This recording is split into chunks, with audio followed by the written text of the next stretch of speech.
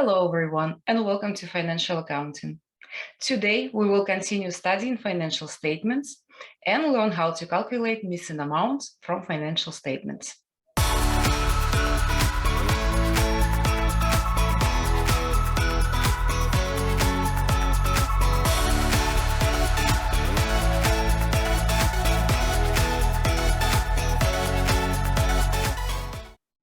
Our sample company, San Jose Consultants, is a service business that helps its clients buy and sell real estate. Service businesses provide services rather than products to customers. In this exercise, we determine the missing amounts from the financial statements of San Jose Consultants. The income statement, retained earnings statement, balance sheet, and statement of cash flows for May 31st, year 1 have been provided. Let's look at the statements to see what amounts are missing. On the income statement, we will need to find the amounts of wages expense and the net income. For the statement of retained earnings, we will need net income, dividends, and ending retained earnings. Since this is the first month of operations, the beginning retained earnings are 0. On the balance sheet, we will need to find the amounts of land, total assets, capital stock, retained earnings, total stockholders' equity, and total liabilities and stockholders' equity. And finally, on the statement of cash flows, we will need to find the amount of cash received from customers, net cash flows from operating activities, net cash flows from financing activities, and the ending cash balance. First, let's look at the income statement and find the missing amounts in the income statement. An income statement is a summary of the revenue and expenses for a specific period of time, such as a month or a year. First, we need to find the amount of wages expense. Total operating expenses equal $83,000. We can determine the amount of wages expense by deducting all other expenses from total operating expenses. By adding all known expenses and deducting them from the total operating expenses amount, we can find the missing amount of wages expense. The total amount of all known expenses is $47,550. By deducting $47,550 from $83,000, we arrive at wages expense of $35,450. The next step is to calculate net income. When revenues exceed expenses for a period, the company has net income. If expenses exceed revenues, the company has a net loss. Since we know that net income equals the difference between revenue and expenses, we can calculate the net income. In this case, expenses of $83,000 are deducted from revenue of $180,000 to determine the net income of $97,000 for the month, which is the missing amount for B. Now let's calculate the missing amounts from the retained earnings statement. The retained earnings statement is a summary of changes in the retained earnings of a corporation for a specific period of time, such as a month or a year. Retained earnings are the portion of a corporation's net income retained in the business. Since it is the first month of operations, there is no beginning balance in retained earnings. Net income increases and dividends decrease retained earnings. Net income flows from the income statement to the retained earnings statement. We have already calculated the amount of net income. It is $97,000. C in the retained earnings statement is equal to net income, which is $97,000. Next, we determine the amount of dividends. We can find the amount of dividends on the statement of cash flows as dividends are reported on the statement of cash flows. $43,400 of dividends paid has been reported under the financial activities section. Therefore, dividends equal $43,400. This is the amount reported on the statement of retained earnings. Now we can calculate the amount of ending retained earnings.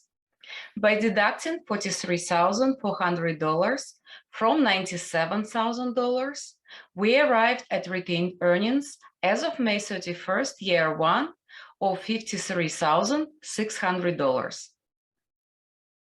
We now determine the missing amounts on the balance sheet. The balance sheet is prepared using the accounting equation. At any point of time, total assets must equal the sum of total liabilities plus stockholders or owner's equity. This is called the accounting equation. Let's start with land. We can figure out the amount by going back to the statement of cash flows. On the statement of cash flows, cash payments for the acquisition of land equal $260,000. The amount is negative as it is a cash outflow. Since it's the first month of operation, we assume the land account had a zero beginning balance. Therefore, at the end of the first month, the land will be reported at $260,000 on the balance sheet. Now that we know all amounts in the assets section, we can calculate total assets. By adding $121,100, $6,100, and $260,000, total assets G is determined to be $387,200. Next, the amount of capital stock must be calculated. The amount of cash received from issuing capital stock is reported on the statement of cash flows.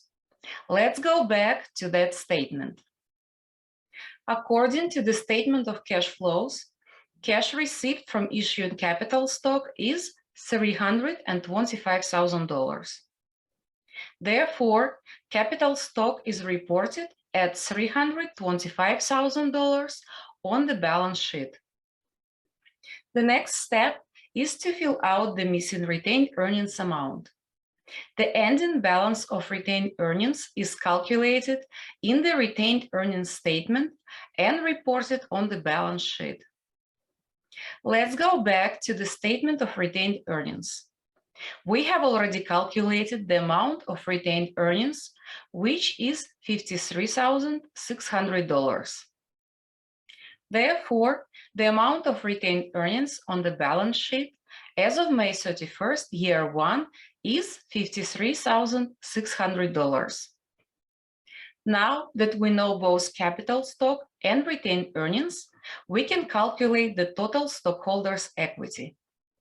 By adding $325,000 and $53,600, the total stockholders' equity is equal to $378,600. The next step is to calculate the total liabilities and stockholders' equity amount. Note payable is reported at $8,600. By adding $8,600 and $378,600, total liabilities and stockholders' equity are equal to $387,200. This is the same amount as total assets.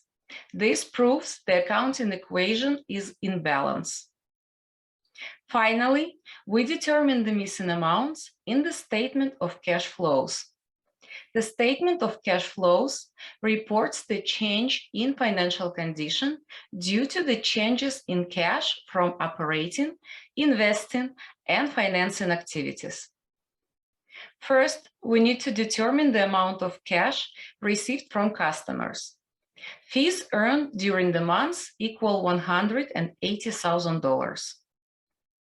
Let's look at the balance sheet. Note that the company didn't report accounts receivable for the months. The entire $180,000 represents the amount of cash received during the months. Therefore, we determine that the cash received from customers is $180,000. By deducting $80,500 cash payments for expenses from $180,000, we determine net cash flows from operating activities is $99,500. We now solve for net cash flows from financing activities. Cash received from issuing capital stock is $325,000, and the amount of dividends paid is $43,400. By deducting $43,400 from $325,000, net cash flows from financing activities is equal to $281,600. By adding cash flows from operating, investing, and financing activities, we determine the net cash flow to be $121,100. This amount is equal to the cash balance reported on the balance sheet. I hope you found this video helpful. If you did, please make sure to subscribe, hit that like button, and ring the notification bell so you're notified when we release more videos like this. Thank you all so much for watching, and I hope to see you all again in the next video.